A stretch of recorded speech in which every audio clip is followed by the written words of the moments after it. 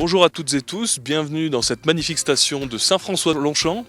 Pour ce nouveau numéro de l'invité de la semaine, je suis en compagnie d'athlètes de haut niveau. Donc Annabelle Jala, vous êtes née en 2003, vous avez rayonné à l'échelle nationale au point de vous classer première au classement du slalom et deuxième du géant l'année dernière. Baptiste Sambus, vous êtes né en 2002, vous êtes champion de France U21 du slalom et vice-champion de France des U21 en géant. Vous avez également fait vos premiers pas en Coupe d'Europe, donc vous avez pris le départ à 8 courses et vous avez également marqué vos premiers points. Bon, en tout cas, tous deux, vous avez été sélectionnés en équipe de France, donc relève de ski alpin.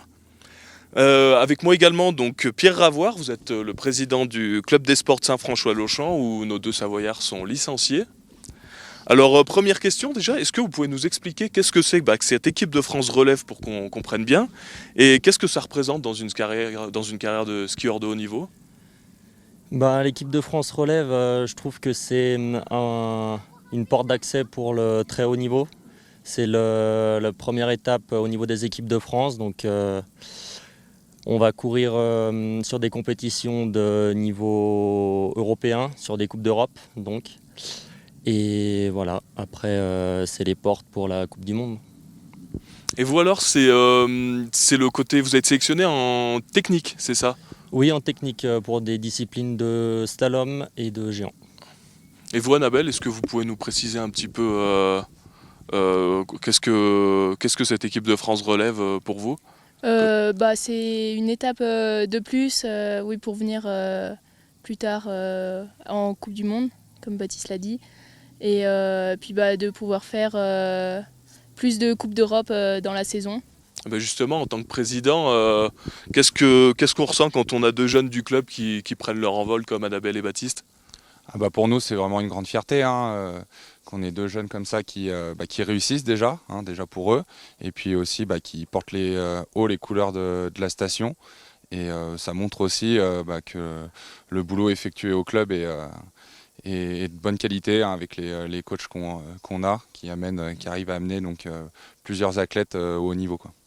Et justement, est-ce qu'on peut faire un petit historique de présentation du club des sports avec tous les champions que vous avez vus passer? Oui, et le club il a été créé en 1961. Après, on a une soixantaine de licenciés actuellement.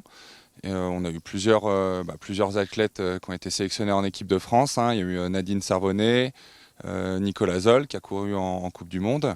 Damien Ravoire, Marion Pellissier aussi qui a couru en Coupe du Monde, qui a fait un top 10 aussi en Coupe du Monde, et puis du coup maintenant Annabelle et Baptiste. Et au niveau du club de sport, comment on encadre un petit peu tout ce monde? Quels moyens vous disposez en termes d'effectifs en tout cas?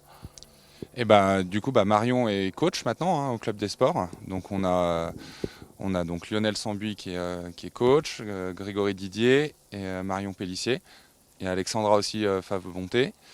Donc voilà, on a tous cette équipe de coachs pour coacher les enfants du club.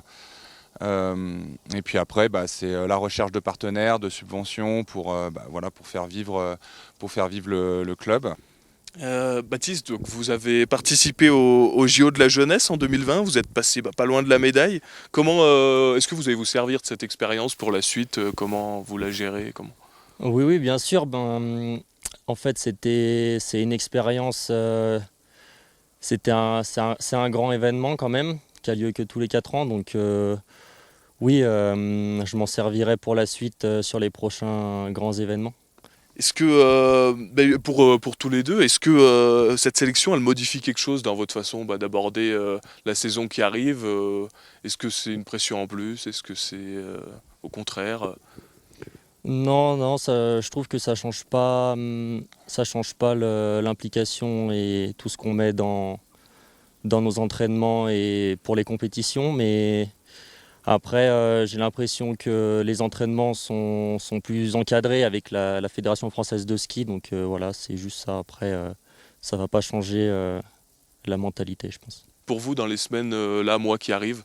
Pour moi, là, tout l'été jusqu'à fin août, on est en préparation physique à Albertville.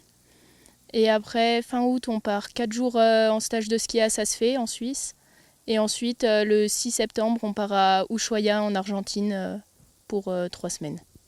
Et c'est le même programme pour vous deux. Qu'est-ce qui change pour vous, Baptiste? Non, les groupes, pardon, je vous ai coupé, mais non, les groupes n'ont pas la même organisation. Après, c'est un peu dans la même idée. Nous, on n'a pas du tout fait de ski de l'été. On fait que de la préparation physique. On skiera fin août. On part pareil pour 4 jours, mais pour skier en dôme en Belgique. Et après, on va partir dans l'hémisphère sud, en Argentine, mi-septembre, pour un stage d'1 mois et avec une grosse préparation sur les skis là-bas. Pour finir, là, forcément, la question qu'on veut savoir, c'est est-ce qu'il y a un objectif défini pour la saison à venir, à court, à long terme? Les Oui. JO, par exemple, les JO 2026? Les JO 2026, c'est un peu compliqué, mais pour l'instant, non. Je vais me concentrer sur la Coupe d'Europe.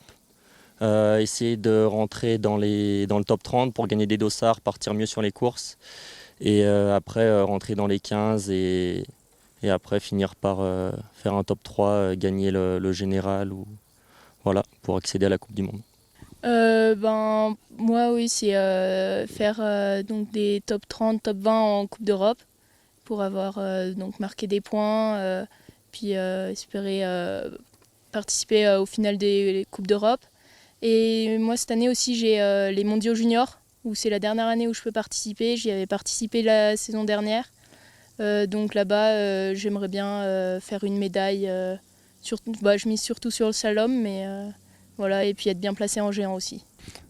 En tout cas, on suivra votre actualité avec attention. Merci d'avoir pris de votre temps précieux pour nous répondre.